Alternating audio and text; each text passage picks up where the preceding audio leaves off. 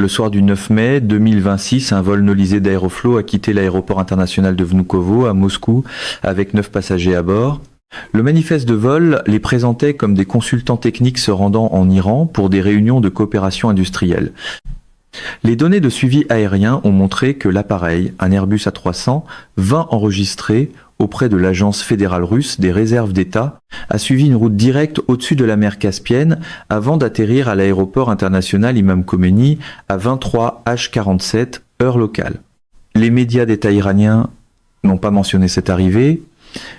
Les canaux diplomatiques russes n'ont publié aucune déclaration, mais des images satellites commerciales ont capté l'appareil sur le tarmac pendant moins de 40 minutes avant son retour vers Moscou, et les analystes du renseignement qui ont examiné la liste des passagers ont reconnu chacun des noms. Ces 9 hommes sont des ingénieurs spécialisés dans l'enrichissement de l'uranium chez Rosatom, la société d'État russe de l'énergie nucléaire, et ensemble, ils ont construit l'infrastructure d'enrichissement qui a produit le combustible de qualité militaire pour 2 430 ogives nucléaires. Ils viennent d'atterrir en Iran. Voici ce qu'il faut comprendre sur ceux qui viennent d'arriver à Téhéran. Ces 9 ingénieurs ne sont pas de simples techniciens subalternes. Ce sont des spécialistes opérationnels dont la carrière s'est déroulée dans les installations nucléaires les plus restreintes de Russie. 6 d'entre eux ont travaillé au combinat électrochimique d'Angarsk, en Sibérie, l'une des principales usines russes d'enrichissement de l'uranium. 2 autres ont servi à l'installation de Novoralsk, dans l'Oural, un site qui enrichit de l'uranium depuis le premier programme d'armement de l'Union soviétique dans les années 1940. Le 9e ingénieur est un spécialiste de l'optimisation des cascades provenant de l'usine électrochimique de Zelenogorsk, une installation responsable de la production d'uranium enrichi pour les réacteurs navals russes et les stocks d'armes stratégiques. Leur expertise n'est pas théorique, elle est mécanique, procédurale et opérationnelle. Ils savent comment configurer des cascades de centrifugeuses pour une efficacité maximale. Ils comprennent la dynamique de séparation isotopique qui détermine la quantité d'U235 pouvant être extraite à chaque cycle. Ils ont passé des décennies à résoudre des pannes d'équipement, à optimiser les débits d'alimentation et à gérer l'équilibre délicat entre la vitesse d'enrichissement et les pertes de matière. Plus important encore, ils savent comment prendre de l'uranium brut sous forme de yellow cake et le transformer en combustible de qualité militaire plus rapidement que tout calendrier publié ne le laisse croire. Le stock actuel d'ogives nucléaires de la Russie s'élève à environ 5580 armes, environ 1 sur 10 est une ogive stratégique déployée. Chacune d'entre elles a nécessité de l'uranium hautement enrichi comme combustible. Et l'infrastructure d'enrichissement de l'uranium qui a rendu ces armes possibles a été construite, entretenue et optimisée par des ingénieurs exactement comme les 9 qui viennent d'atterrir à Téhéran. Dire qu'ils ont construit les systèmes d'enrichissement pour 2430 ogives constitue une estimation prudente de leur production opérationnelle collective au cours des 2 à 3 dernières décennies. Maintenant, regardez ce que l'Iran détenait depuis la mi-mars. Le 14 mars 2026, un cargo russe a livré 25 tonnes d'uranium yellow cake au port iranien de Bandar-e Anzali sur la mer Caspienne. Cette matière a été transportée à l'installation de conversion d'Ispahan, où elle a été transformée en gaz d'hexafluorure d'uranium, la matière d'alimentation nécessaire à l'enrichissement par centrifugeuse. Au début de mai, les estimations du renseignement indiquaient qu'environ 18 à 20 tonnes de ce yellow cake avaient été converties avec succès et se trouvaient désormais dans des cylindres de stockage, prêtes à être injectées dans des cascades de centrifugeuses à Natanz ou à Fordo. Mais l'enrichissement prend du temps. L'Iran exploite environ 9000 à 10 000 centrifugeuses dans ses installations déclarées. Même avec des machines avancées IR6, produire de l'uranium de qualité militaire enrichi à 90% à partir d'une matière d'alimentation naturelle exige de faire passer la matière par des cascades en plusieurs étapes. Dans des conditions optimales, les estimations indiquaient que l'Iran pouvait produire de 15 à 25 kg de matière enrichie à 90%, assez pour un engin nucléaire fonctionnel, en environ 8 à 12 semaines. Ce calendrier vient de s'effondrer. Les 9 ingénieurs russes ne sont pas arrivés pour observer, ils sont arrivés pour optimiser. Dans le contexte de l'enrichissement par centrifugeuse, l'optimisation signifie réduire le temps de traitement, diminuer les pertes de matière et reconfigurer les arrangements de cascade pour maximiser l'efficacité de la séparation isotopique. Les agences de renseignement qui surveillent le programme nucléaire iranien fonctionnaient jusqu'ici avec l'hypothèse que les opérations de centrifugeuse de l'Iran tournaient à environ 60 à 70% de l'efficacité maximale théorique en raison de l'usure des équipements, de configuration de cascade sous-optimale et d'un manque d'expertise de dépannage en temps réel. L'arrivée de 9 ingénieurs qui ont passé toute leur carrière à faire fonctionner les usines d'enrichissement les plus efficaces de la planète élimine cette hypothèse. Restez avec moi parce que les détails techniques de ce que ces ingénieurs peuvent faire à l'intérieur de Fordo ou de Natanz transforment une menace abstraite en compte à rebours avec un point final visible. Le programme iranien de centrifugeuse a historiquement eu des problèmes de fiabilité. Les bris d'équipement sont fréquents. Les rotors se fissurent sous la pression. Les joints lâchent. Des événements de contamination forcent des cascades entières à être mises hors ligne pour nettoyage et recalibrage.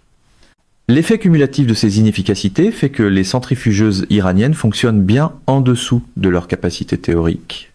Les ingénieurs russes peuvent corriger cela, ils savent comment identifier les points faibles dans une configuration de cascade. Ils savent quelle vitesse de rotor produisent les meilleurs taux de séparation sans provoquer de défaillance mécanique.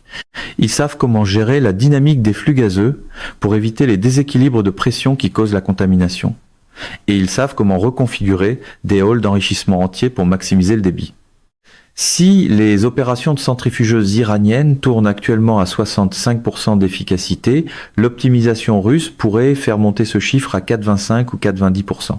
Cette différence signifie une réduction du calendrier vers de la matière de qualité militaire de 30 à 40%. Un processus d'enrichissement de 8 semaines devient un processus de 5 semaines. Un calendrier de 12 semaines tombe à 7 semaines.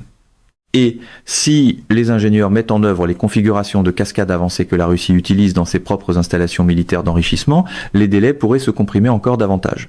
David Albright, ancien inspecteur en armement de l'ONU, a averti le 11 mars que le chemin de l'Iran vers un engin nucléaire rudimentaire, après avoir atteint un enrichissement de 90%, pourrait se mesurer en semaines et non en mois.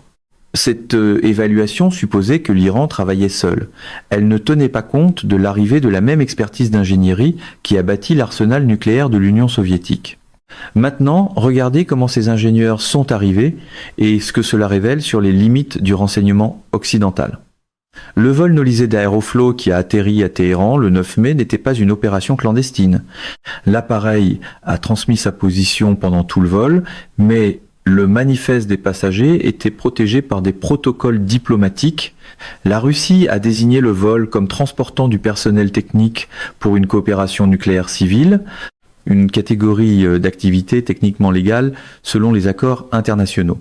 Les ingénieurs voyageaient avec des passeports diplomatiques, leurs bagages n'ont pas été inspectés par les douanes iraniennes, et comme le vol était classé comme un échange technique parrainé par l'État, l'AIEA n'avait aucune autorité pour exiger la divulgation de l'identité des passagers ou de leurs activités prévues en Iran.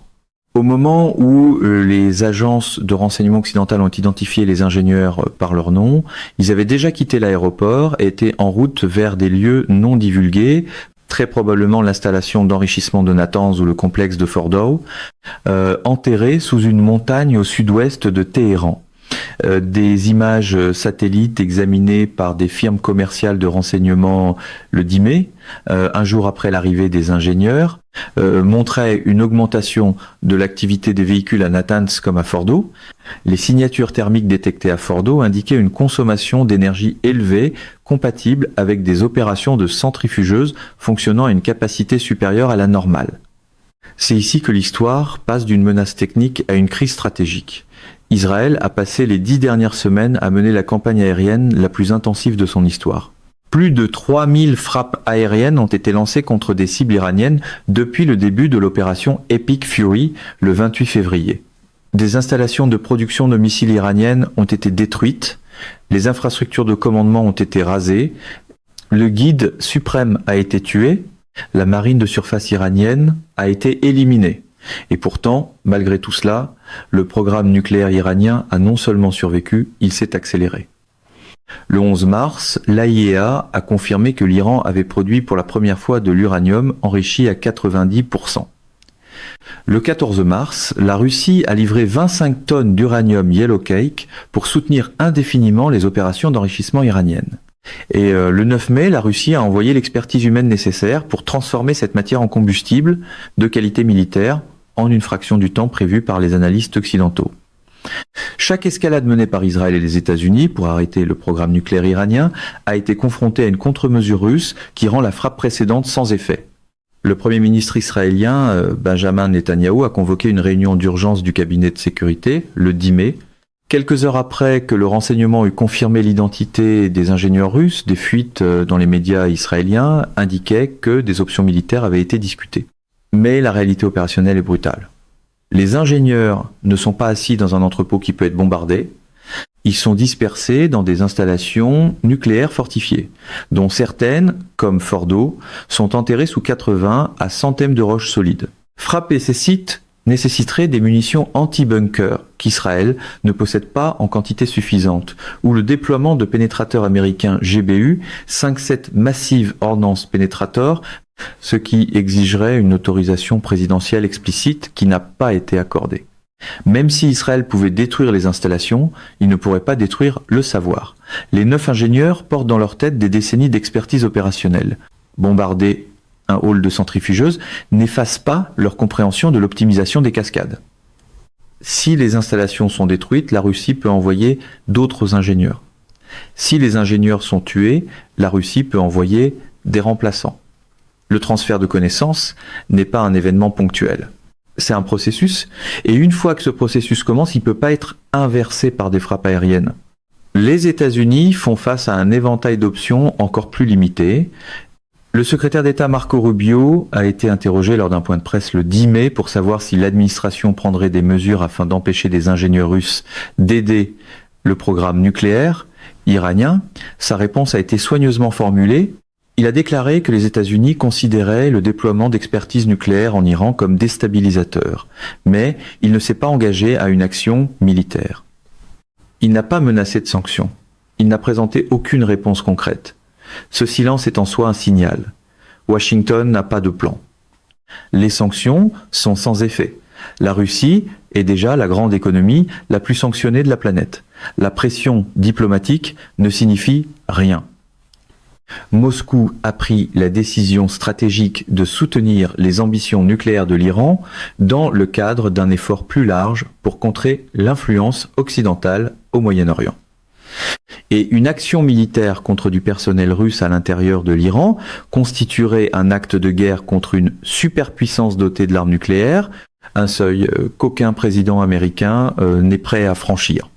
Restez avec moi, parce que la projection du calendrier transforme cette situation préoccupante en crise imminente. Le stock iranien d'uranium enrichi à 60% s'élevait à environ 128 kg en février 2026. Enrichir cette matière jusqu'à 90% exige beaucoup moins d'efforts que la montée initiale de l'uranium naturel à 60%, avec des cascades optimisées fonctionnant presque à leur efficacité maximale sous supervision russe. Les analystes du renseignement estiment que l'Iran pourrait transformer son stock existant à 60% en matière de qualité militaire en 3 à 4 semaines. Mais c'est pas la seule voie. Les 18 à 20 tonnes d'hexafluorure d'uranium converti qui se trouvent en stockage à Ispahan représentent une immense réserve de matière d'alimentation pouvant être enrichie à partir de zéro. Avec des ingénieurs russes qui reconfigurent les cascades et éliminent les inefficacités, les estimations indiquent maintenant que ce calendrier est tombé à 6 à 8 semaines pour le premier lot de production de qualité militaire à partir de la nouvelle matière d'alimentation. Combinez ces deux calendriers et le portrait devient clair. D'ici le début de juin 2026, l'Iran pourrait posséder de 20 à 30 kg d'uranium de qualité militaire, assez de matière pour un engin nucléaire fonctionnel avec des réserves restantes. D'ici la mi-juillet, ce stock pourrait atteindre 50 kg ou plus, assez pour 2 engins. Et d'ici la fin de l'été, sauf intervention catastrophique, l'Iran pourrait détenir assez de matière de qualité militaire pour assembler 3 à 4 armes nucléaires.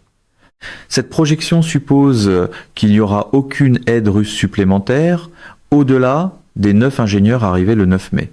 Elle suppose qu'il n'y aura aucune autre livraison de Yellow Cake. Elle suppose qu'il n'y aura aucune accélération de la production de centrifugeuses pour accroître la capacité totale d'enrichissement de l'Iran. Toutes ces hypothèses sont optimistes.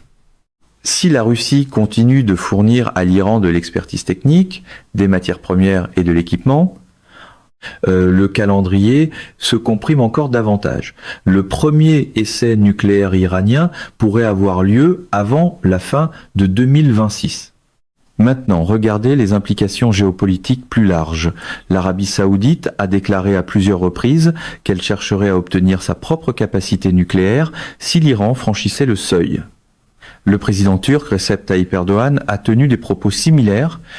L'Égypte a discrètement relancé des discussions avec la Russie sur l'expansion de son programme nucléaire civil. Le Moyen-Orient ne se dirige pas vers une confrontation nucléaire à deux États entre l'Iran et Israël.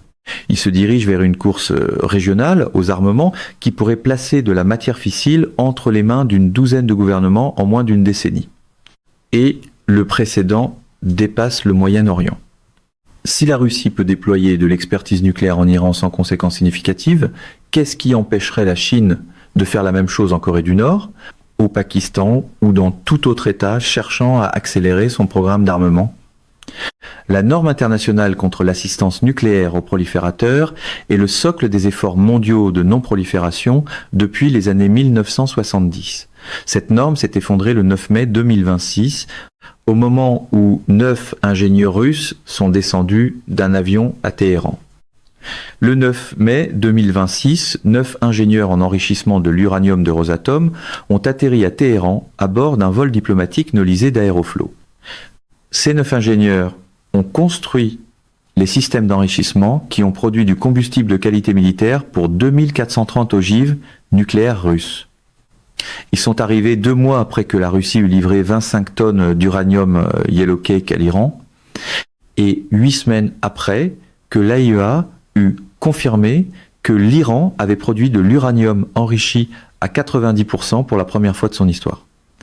Les estimations du renseignement indiquent que leur travail d'optimisation pourrait réduire le calendrier d'enrichissement de l'Iran de 8 à 12 semaines à 5 à 7 semaines pour obtenir de la matière de qualité militaire. Des images satellites ont détecté une hausse d'activité à Fordo et à Natanz dans les 24 heures suivant leur arrivée. Le Premier ministre israélien Netanyahou a convoqué une réunion d'urgence du cabinet de sécurité le 10 mai, mais il n'a aucune option militaire pour retirer les ingénieurs sans bombarder des installations situées sous 80 m de roche. Le secrétaire d'État américain Marco Rubio a qualifié le déploiement de déstabilisateurs, mais ne s'est engagé à aucune action. Le stock iranien existant à 60% pourrait atteindre une qualité militaire d'ici le début de juin. La nouvelle matière d'alimentation issue de la livraison de Yellow Cake de mars pourrait permettre de produire des bombes supplémentaires d'ici juillet. L'Arabie Saoudite, la Turquie et l'Égypte observent la situation et recalculent toutes leurs propres options nucléaires. Et à compter de ce matin, le calendrier menant à une arme nucléaire iranienne ne se mesure plus en mois. Il se mesure en semaines. C'est pas une menace retardée. C'est un compte à rebours sans bouton pause. Mesdames et messieurs, notre émission d'aujourd'hui s'arrête ici. Nous vous invitons à partager votre avis personnel dans la section des commentaires ci-dessous. Perspective politique vous salue et vous donne rendez-vous très bientôt.